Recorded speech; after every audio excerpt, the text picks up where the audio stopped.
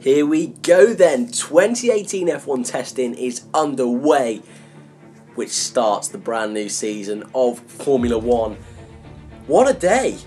It really was. So, if any of you are unaware of what F1 testing is, it's a week before the start of the season where all the teams get to try out their 2018 Challenger cars, see any faults, compare it with other teams just for little innovations just before the first Grand Prix in Australia on the 23rd of March. But it's the first chance all the teams get to see each other's cars properly in the flesh, and like I say, it's the first real chance the teams get to try out and test their new gadgets they've whacked on this year's cars. Obviously an evolution of last year's cars rather than a complete rule change, so not so much of a dramatic change in pace we expect. However, Renault seem to have come with a brand new, much quicker engine than they have in previous seasons, and there's been a few jiggling in terms of the team market. Obviously with McLaren moving over to Renault, we have Toro moving over to Honda, Alfa Romeo Sauber coming into the mix as well. It's been all carnage, all change over the winter, and now we're finally here on day one of testing to begin this 2018 season. So this morning it all started off then with the announcement of the new Force India livery, the new Toro livery, and Haas finally unveiled their car properly in the flesh for the media to see, as well as Red Bull already ditching that incredible Edgy-Tech camo blue and black design. That's already out the window. We're already back to the standard matte blue, yellow and red that they've had since 2005, 2004. So are we surprised? Not really, but it's just a bit disappointing that they didn't use that really nice blue and black livery. But Force India, still not confirmed if they're going to change their name or not. It looks very likely that they are. Utmar Zafnar, very difficult name to say, can I just add. He said it's more than 50% likely that by the time we get to Australia. I don't disagree, to be honest. I think sometimes a rebrand is what teams need to just push that a little bit further, the extra mile, to be able to reach the top teams. And I think fourth is definitely the best they're going to be aiming for this season. Do I think they're going to get it? No. But that's going to be their target, to hold on to that fourth place that they've had for the past two seasons. The Toro livery is what we're going to talk about next, and we've already seen the images that came out last week, and it's a lovely looking car. I really love this design. Obviously it's a shame that it's the same as last year's design.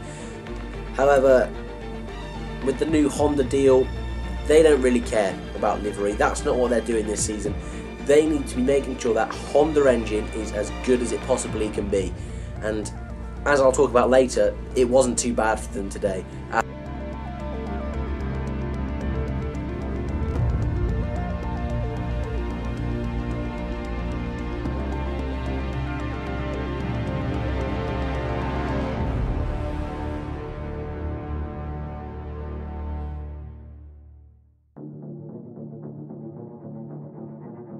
His rear right tyre just pinged off. It was quite an interesting crash. I can't show the footage, but I'll link it down in the description. Not a place where you usually see a crash happen, so like I say, it's very peculiar. The tyre completely shredded, spun Alonso off into the gravel, and he was beached and caused the first red flag of the session. And this was quite early on as well. He'd only done a handful of laps, I believe it was 10 laps. And that was really disappointing for McLaren, because obviously they want to be testing out this new Renault engine, getting as much data as possible, but it really set them back today. However, they did end up strong with a 40 laps, which wasn't too far off the top. I think the top being Daniel Ricciardo with around 78 laps. Then it was Valtteri Bottas on 50. So Alonso, not too bad, a safe day in the end once they got going in the lunchtime or after the lunchtime session, but not ideal for McLaren at all. But like I say again, with a 5th place and only their first time back, it's not too bad, is it, at all? Really impressed there with Fernando Alonso. In 6th was Carlos Sainz, only limited running as well. He came out in the second session in the afternoon. He was pretty close to his teammate, 2 seconds off, but he was 2 tenths ahead of Lewis Hamilton. So again, you can't really read into anything too much. Sainz with limited running, Hamilton as well, limited running. Hamilton was in 7th with a 1:22.3. He was 2 seconds off his own teammate. So again, it's so difficult, so difficult to work out where these guys are. So like I say, I'll read them out for you guys, but can you tell? Not really too much. In 8th was the New Zealander Brendon Hartley in the Toro Rosso-Honda. No issues for them, and I bet McLaren was shaking their heads because Honda didn't look too shabby at all. Again, we don't know how quick they're going to be, but last year Honda could barely string 2 sentences together, yet alone a lap. So the fact that they managed to pretty much go a whole session issue-free was great. And at the end of the season we saw Honda making real strides with McLaren, and I think with Toro Rosso, a bit less pressure on their shoulders, a bit slower pace they can work at, I think it might work.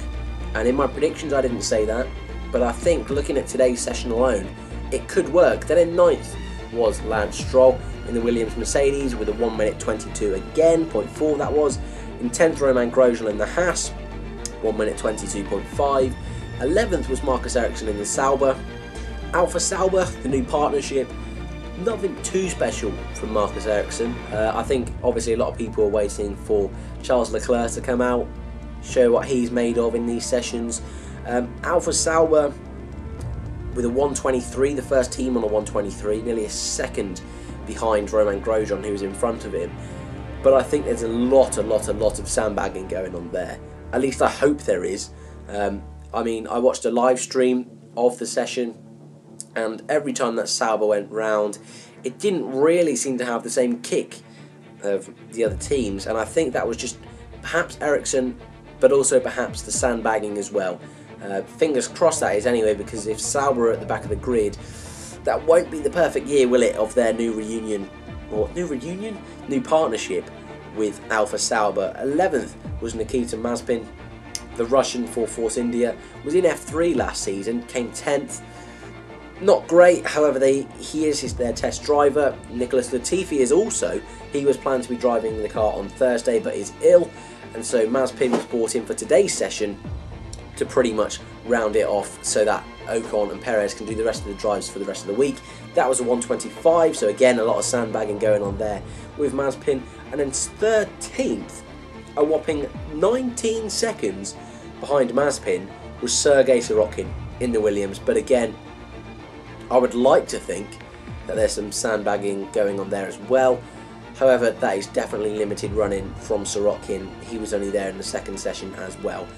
The other red flag was Mazepin.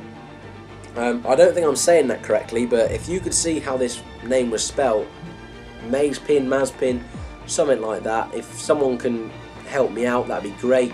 But I'm going to call him Mazepin for now. So don't get too mad. He was the one who caused the second red flag. He just spun out and got trapped in the gravel himself as well. So nothing too spiky there indeed. But as far as the testing session goes, that wasn't too bad. 2 red flags, car launches, a crash with Alonso. Running from 13 guys isn't too bad at 20 guys that race on the grid. In a 120, our best time with Daniel Ricciardo in the Red Bull-Renault.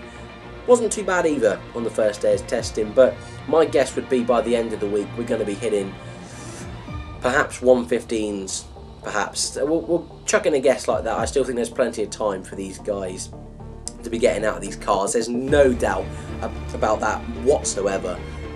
In terms on what I'm going to be covering on this channel this week, it's going to be a bit all over the place. Obviously, usually on a Monday today I do the Formula 1 weekly. However, I've also got to do the Force India launch today, got to do a video on that tomorrow. I'll do obviously day 2 of testing, and then I'm going to review the liveries. So again, Formula 1 weekly is going to be pushed back to next week, or perhaps I'll do testing recap, something like that. Obviously, it's going to be a bit all over the place this week. With the testing schedule, it's a bit different, obviously a bit more hectic in the world of Formula 1, which I've not had to deal with yet on this channel because I started it obviously over the winter. So good times ahead, hopefully. If there's any questions you have about testing, just chuck them down in the comments below. But as always, guys, if you have enjoyed, remember to like, subscribe. Thanks for watching, and I'll see you in the next one.